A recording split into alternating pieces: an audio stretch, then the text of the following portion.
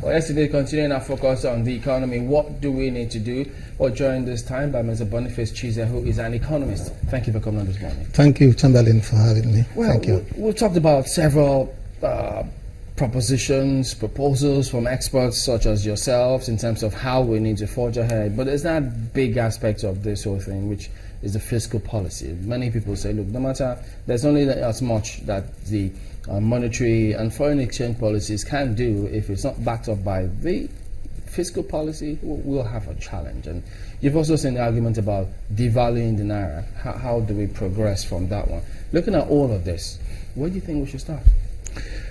Well, I listened to Pastor Tommy. I listened to his comments. I think it's right in some respects, in observing that we seem to be addressing the symptoms, like the issues, we're addressing the symptoms. But the fact of the matter is that we are challenged. There's a crisis in the land. So it's as if your house is on fire. So you better put out that fire, before you begin to do something else. So I think that the issue of rate of exchange, it's unfortunate. It dominates the life of this economy. It's holds us in a stranglehold on the performance of this economy. And I think that, unfortunately, also as parts did observe, the fact of the matter is Nigerian economy today is diversified. And if you look at the GDP and you look at sectoral contributions to GDP, it's a matter of fact diversified. The problem we have is the fact that we are so overly dependent. Somebody says that we consume what we don't produce. We're so overly dependent on importation, and so we have to import almost everything. And so the central bank sees that we are challenged and says, look, we can't afford to continue as usual. It can't be business as usual. We have to try and streamline, our importations. Should the central bank be telling us alone that? Shouldn't they also have a word with the executive counterpart saying, listen, there's only as much as I can do. Yes. If you don't put in place certain things, if I want to buy made in Nigeria now, or I want to invest here, will I be sure that if I invest, one investor somewhere who's got 0% interest rate wouldn't come into this market and have an advantage over me? Yes, I think you're correct. I think that's why I was going to go on to fiscal policy. At some point in time, we last year, 2015, we had the challenge of the change of government, and so that dominated economic activity in this country. There was this prediction that the country was going to implode in 2015. And so we all lived in fear. And that's happened. And when the new government came on board, it took an unduly long time to get going. And up until that time, this economy was running on one leg. It should run on two legs. Like you do say, you have monetary, you have fiscal policy. It took a long time. And eventually, when we had the budget presented, it took some time. The budget was presented. And we also celebrated the fact that the budget was presented just before Christmas. And we also applauded the fact the National Assembly decided to delay their recess to consider the budget. And so expectations were very high that we were going to get back to business. Fiscal policy, like you did say, it should lead, it should drive. Monetary policy should follow. They should complement. And it's important to say this. What has happened so far? And that's the problem we have in this country. So all the expectations are now probably gone through the window. That's one of the things that are coming out. I think that it's never been heard of. I've been around since the 80s discussing budgets. But sometimes some people wonder, look, what is the challenge? Why is it difficult for them to come up with this? Is it a question of understanding what to do and how to go about it? I don't think it's understanding. I think that you have structural problems within the system. I mean, if you look, for instance, if you look at the Fiscal Responsibility Act, most of the things that we needed to do with the budget when it should be on the day before the National Assembly and so on. How to make sure that you give people feedback on budget performance. It's all there. So one of the things you have to say for this country is that we are not lacking in the things to do. No, we're not. We don't come short on that. But the problem we have is that we have a challenge when it comes to implementation. And so you say, look, this is what we're going to do. Then how do we do it? You want to do a budget. Then the president prepares a budget. He sends a budget to the National Assembly. And at some point in time, you're saying to yourself, who has the responsibility for even preparing the budget? At some point in time, we actually asked that question. Who has that responsibility? So the president sits down and it's going right through the whole system. I was looking at your intro.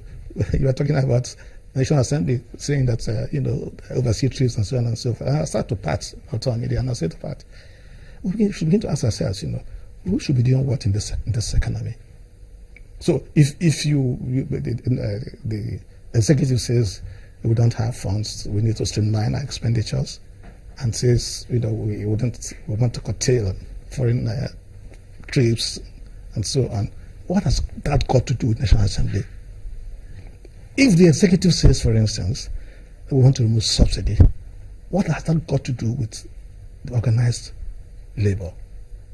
What has it got to do with them? They have to focus. If the executive says we are going to remove subsidy, and you say to yourself, I listened to the debates, cable debate, and you say it's going to cause inflation, it's going to impoverish our people.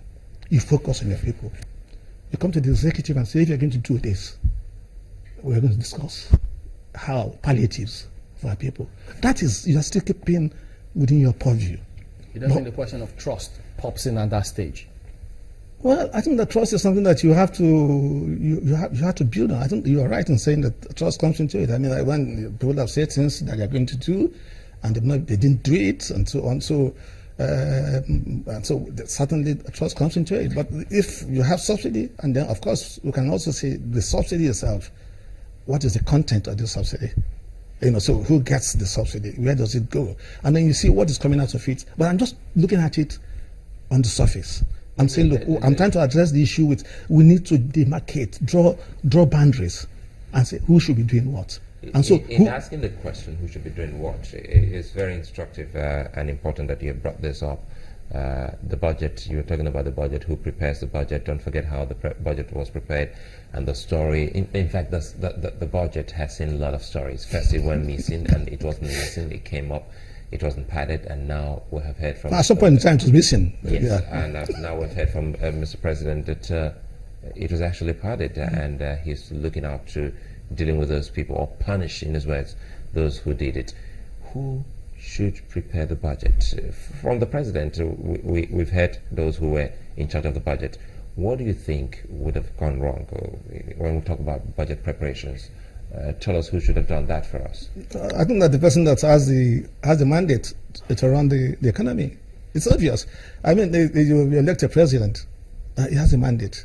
And where you clean up your electoral process, where the votes count, you allow him to run. So if he takes policies that have not gone well, then he's held accountable. But when the guy comes and says, look, I want to introduce this policy, I want to do this, and you're saying you can't do it, and you put obstacles on his way, then there are some difficulties. So who should introduce the budget? Who should prepare the budget? Who should implement the budget? And those are obvious issues, because then you're saying that the budget is the blueprint for running the economy. And so it's a blueprint for running the economy. So if you also should prepare it. Of course, the National Assembly has responsibility for oversight, so they can come into it and oversight and make sure. And so, but if you look at the budget process itself, the way it's done, the fact that ministries, departments, and agencies will have to go, to the National Assembly to now defend their budgets and so on and so forth, that's lots of confusion. I think we have to commend this government that one of the things they did was to bring in budget and planning. Their budget and planning, bring them together under one minister. Well, some people are saying that maybe that was not the way they should have gone. That maybe they ought to have left the budget inside of it to finance. No, but you see, the thing is that when you do that, you find that it's a throwback to what happened in the past, whereby people saw budget as an authority to spend money. So we don't have a budget, so you can't spend money. So everything's about budget, it's about expenditure. But the budget is an annual plan. It's an annual plan.